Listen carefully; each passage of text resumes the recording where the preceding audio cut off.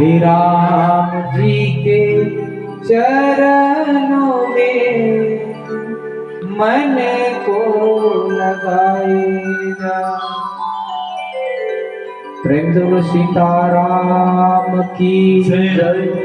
पवन सुत हनुमान की जय हो। अयोध्या धाम की जय हो। देखिए मेरे सज्जनों,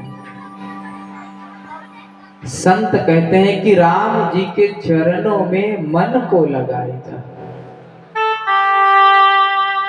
कि भगवान के श्री चरणों में हमें अपना क्या लगाना है? बुद्धि नहीं लगाना है। प्रभु श्री राम जी के चरणों में अपना मन को लगाना है। परंतु गड़बड़ तो तब हो जाता है जब हम अपना बुद्धि को भगवान के चरणों में लगा लेते हैं और अपना मन को संसार में लगा देते हैं। होना तो ये चाहिए, मन को परमात्मा के श्री चरणों में लगाना चाहिए। बार बार कथा हमसे कुछ कह रही है कि श्री राम जी के चरणों में मन को लगाएगा, परंतु हमारा जीवन इस भाव से बिल्कुल विपरीत चल रहा है। हमारा बुद्धि तो भगवान के चरणों में है, पर मन संसार में भटक रहा है। मन घर परिवार में भटक रहा है। मन बच्चों के झमेले में फंसा हुआ है। मन परिवार के अनेक प्रकार के झमेले में अटका हुआ है। देखिए, फंसा हुआ मन, अटका हुआ मन, कहीं पे लटका हुआ मन, इस मन के द्वारा हम अपना उद्धार नहीं कर सकते। इसलिए ये कथा हमें बता रहा है कि हमें अगर अपना उद्धार करना है, हम यदि अपना कल्याण चाहते हैं, यदि हम अपना मित्र हैं, तो सर्वप्रथम एक काम करना पड़ेगा। ये जो मन है, इस मन को प्रभु के श्री चरणों में समर्पित करना पड़ेगा। और ये जो बुद्धि है, इस बुद्धि को इस संसार में लगाना पड़ेगा। संसार को चलाने के लिए बुद्धि की आवश्यकता पड़ती है, परंतु भक्ति को बढ़ाने के लिए मन की आवश्यकता पड़ती है। भक्ति कैसे बढ़ती है? भक्ति का अभिवृद्धि कैसे होगा? जब हम अपना मन को प्रभु के श्री चरणों में लगाएंगे, तभी हमारा भक्ति प्रबुद्ध होगा, तभी हमारा भक्ति दिन प्रतिदिन बढ़ने लगेगा। परंतु हमारा भक्ति का अभिवृद्धि क्यों नहीं हो रहा है? भक्ति क्यों नहीं बढ़ रहा है? उसका मूल कारण यही है कि हमारा मन जो है ये विषयों में भटक रहा है। हमारा मन जो है संसार में अटका हुआ है, संसार में लटका हुआ है।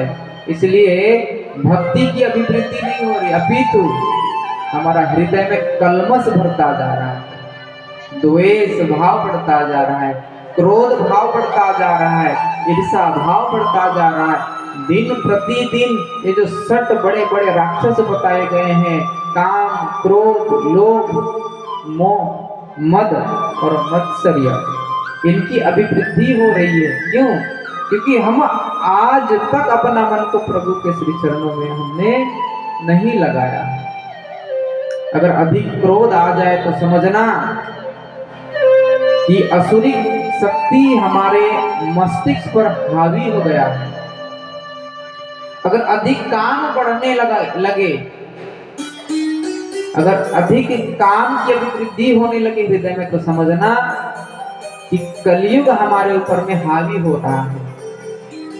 अगर अधिक लोभ बढ़ रहा है, तो हमें ये समझना चाहिए कि कलयुग हमारे मस्तिष्क में धावा बोल दिया है।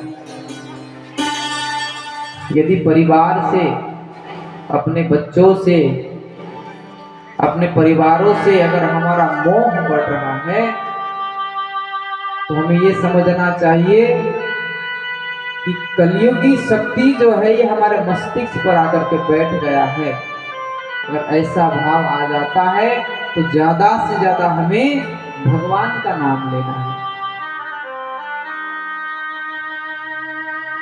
क्योंकि भगवान कहते हैं भाव कुभाव अनक आलस हो, नाम जपत मंगल दिस दस हो। देखिए,